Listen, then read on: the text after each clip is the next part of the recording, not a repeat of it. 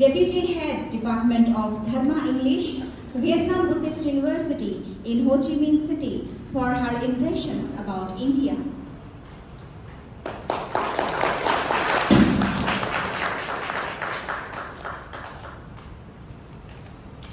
Namo Buddhaya, Namo Dhammaya, Namo Sanghaya. Respected His Excellency Dr. Vinay Sahasrabudhe, the President of ICCR. Respected His Excellency Sri Sandeep Arya, Ambassador of India to Vietnam. Respected Sri Subhat Prasad Gupta, Deputy Chief Mission Embassy of India in Hanoi. Respected Most Venerable Thich Thiem, Vice President and General Secretary of Vietnam Buddhism. Respected His Excellency Mr. Nguyễn Trung Khánh, Chairman of Vietnam National Authority of Tourism. Dear distinguished guests and friends, today I am very blessed and honored to attend the ceremony and receive the award for Promotion of Buddhist Studies 2021 from the President of ICCR. I consider this as a valuable recognition for my 25 years of studying and working in India from 1998 till now. As Buddhists, we consider ourselves as sons and daughters of the Buddha, and we consider India as our fatherland, where we wish to visit at least once in our lifetime. For me, this opportunity came in 1998 when I got admission to Delhi University for my master's degree in Buddhist studies. Since then, I fell in love with this great country, and after being in bondage with India for 25 years, and now at the age of 56, I may say that I'm half Indian already. There are many wonderful things of India that impress people and make them like to visit India again and again. It's not only me, but many of my friends and students have the same feeling of bondage to the land of the Buddha. Firstly, I would like to say about education in India. My impression about Indian education is a high quality at a very affordable schooling fee, even for postgraduate courses. For the 5-year PhD course in Buddhist studies, I had to pay only $500 US, much cheaper than I expected. And for Indian students, it's even much more cheaper. And for this, I guess Indian government has been using the national budget for education, and the fee is just a token. When studying at Delhi University, we often go to the library to borrow books and to do research. I was amazed to see such a bulky storage of valuable books, dictionaries, and magazines. I feel as if I was just swimming from a narrow pond to the vast ocean, the ocean of knowledge and wisdom. In the 2-year MA course, we had to learn 3 ancient languages, Pali, Sanskrit, and Chinese or Tibetan. It seemed to be a burden for students, but I must acknowledge that it's very beneficial for us in our studies and translation of Buddhist texts in an academic and meticulous way.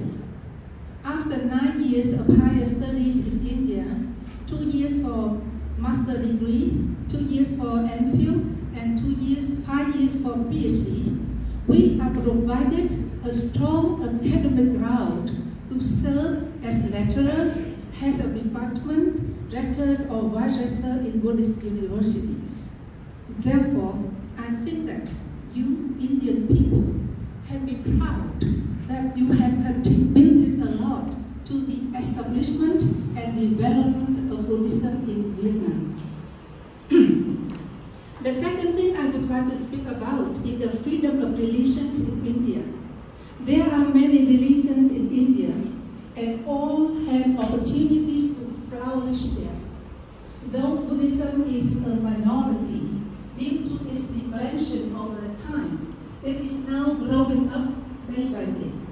Many foreign monks and nuns came to India to study, to practice meditation, to build temples and schools, and to help it propagate Buddhism in its homeland. Our Vietnamese bhikkhunis, being led by Most Venerable Kit Minh and Venerable Từ Tâm, have built 2 nunneries, one in Bodh Gaya and one in Vaishali. We also built 4 schools for poor children, 2 in Bodh Gaya and 2 in Vaishali. We offer 2 buildings to be used as a Vipassana center in Vaishali, where meditation courses are conducted every fortnight. In the premises of Vietnam Mahaprajapati Nunnery in Vaishali, we organized International Bhikkhuni and Samaneri ordination in 2012, International Conference of Buddhist Women, Sakatita, in 2013, and the 1-month training for Indian Bhikkhunis in Nagpur in 2014. Without the permission and support of the Indian and local government, we could not have made such contribution in propagating the Buddha Dhamma. Last but not the least, I am grateful to the Indian government for preserving the holy Buddha places so well. Whenever we visit Bodh Gaya, Varanasi, or Kushinagar, we can feel the sacred atmosphere in the surroundings of the places where the Buddha has stepped on. The outside area may be dirty or polluted, but once we enter the Buddhist site, and of course, in other sacred sites of other religions, we are imbued with the solemn spiritual vibration of the holiness. We are benefited a lot from the pilgrimage to the Buddha land. And that is why every year I take a group of Buddhist devotees to go to India, to recite the Pali text, to meditate under the Bodhi tree or in the stupas, to remind ourselves of the life and contribution of the Buddha to humankind, and to contemplate on the Buddha's teachings so that we can apply in our daily life. Words cannot express our deepest gratitude to the Buddha, the teacher of gods and men, and to India, the Buddha's land, the fountain of wisdom and love. Please accept here my sincere wishes for the prosperity and happiness of the Indian people and for the sustainable development of the Indian country. Thank you very much for your attention.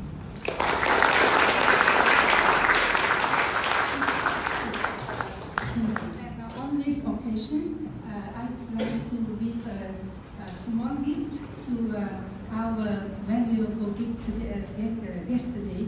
And these are the calligraphy in English from the Dhammapada. Maybe you all know the Dhammapada is a famous book by the Buddha. And so I would like to offer first to His Excellency Dr. Vinay Sahasrabuchen. I don't know the name. And so, and this is the one saying from the Dhammapada.